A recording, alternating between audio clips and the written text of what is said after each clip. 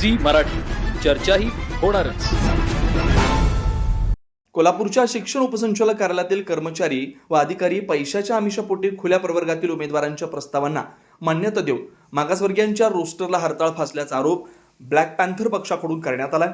त्यामुळे या प्रकरणावर येत्या 15 ऑगस्ट पूर्वी कार्यालयासमोर ब्लॅक पॅन्थर पक्षाच्या वतीनं भीक मागो आंदोलन करून मिळालेली रक्कम शिक्षण उपसंचालकांना देणार असल्याचा इशारा ब्लॅक पॅन्थर पक्षानं दिला। याबाबतचे निवेदन पक्षाचे संस्थापक अध्यक्ष सुभाष देसाई, जिल्हाध्यक्ष दयानंद कांबळे यांनी नुकताच शिक्षण उपसंचालक कार्यालयाला दिलंय। निवेदनात म्हटलंय की कोल्हापूरच्या शिक्षण उपसंचालक कार्यालयाला भ्रष्टाचाराचा रोग लागला। कोणत्याही कामाची फाईल पैशाशिवाय पुढे सरकत नाही।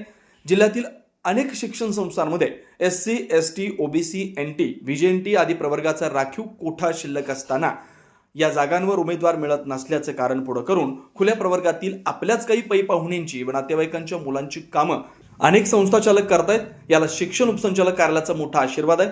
तेव्हा मागतील तो आकडा देऊन प्रस्तावना मंजुरी मिळवण्याचा धंदा जोरात सुरू आहे। परिणामी याचा मागासवर्गीय शिक्षकांवर अन्याय होतोय।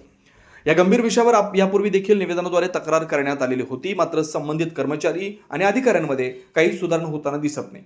योग्य व रितसर प्रस्ताव असून देखील त्रुटीचं कारण दाखवून मागासवर्गीय उमेदवारांना नोकरीपासून वंचित ठेवलं जातंय। काही कर्मचारी व अधिकाऱ्यांना शिक्षण कायदाच माहीत नसल्यानं चुकीची माहिती देऊन अनेक उमेदवारांची हेळसांड करतायत। अनेक उमेदवार कित्येक महिने वर्ष कार्यालयाच्या खेटा मारून देखील पैसे न दिल्यामुळे प्रस्ताव मंजूर होत नाहीत। त्यामुळे संबंधित अधिकाऱ्यांवर दप्तर दिरंगाई कायद्याखाली कारवाई करण्याची मागणी निवेदनाद्वारे केली। तसेच काही कर्मचारी कार्यालयात एकाच जागी अनेक वर्षापासून चिकटून आहेत, त्यांची बदली का होत नाही असा प्रश्न करण्यात आलाय। या सगळ्याची सखोल चौकशी करून येत्या 15 ऑगस्ट पूर्वी जिल्ह्यातील शिक्षण संस्थांमध्ये सर्व आरक्षणाची पदं भरण्यात यावीत। मागासवर्गीय उमेदवारांचे प्रलंबित असलेले प्रस्ताव तात्काळ मंजूर करावेत, अन्यथा शिक्षण उपसंचालक कार्यालयासमोर भीक मागो आंदोलन करून मिळालेली रक्कम कार्यालयात जमा करणार असल्याचा इशारा ब्लॅक पॅन्थर पक्षाचे संस्थापक अध्यक्ष सुभाष देसाई, जिल्हाध्यक्ष दयानंद कांबळे, देवचंद कांबळे, दयानंद होन्याळकर यांनी निवेदनातून दिले। मराठीहून ज्ञानेश्वर पाटील, कोल्हापूर।